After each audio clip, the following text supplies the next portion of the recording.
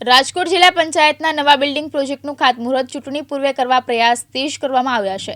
આગામી સપ્તાહમાં ટેન્ડર ખોલીને એજન્સીને કામ સોંપવાનો નિર્ણય લેવાના સંકેત છે, જેને લઈ અધિકારીઓએ ગાંધીનગર તેડાવ્યા છે।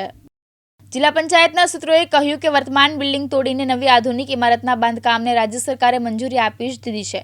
ડિઝાઇન ફાઇનલ થવા સહિતની પ્રક્રિયા પૂર્ણ થઈ ગઈ છે।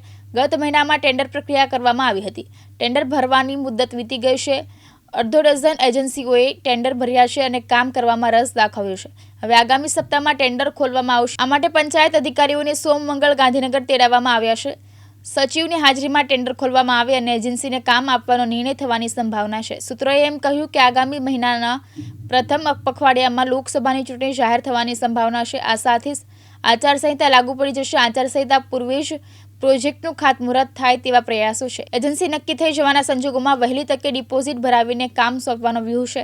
સમયસર પ્રક્રિયા પૂર્ણ થવાના સંજોગોમાં મુખ્યમંત્રી ભૂપેન્દ્ર પટેલના હસ્તે ખાતમુહૂર્ત કરવાની ગણતરી રાખવામાં આવી રહી છે। ચૂંટણી જાહેર થતા સુધીમાં ટેન્ડર ફાઇનલ ન થવાના સંજોગોમાં તેમાં 2-3 મહિનાની ઢીલ થઈ શકે છે। ભરત ભરડવા સાથે રોહિત ભોજાણી, દિવ્યાંગ ન્યૂઝ, રાજકોટ।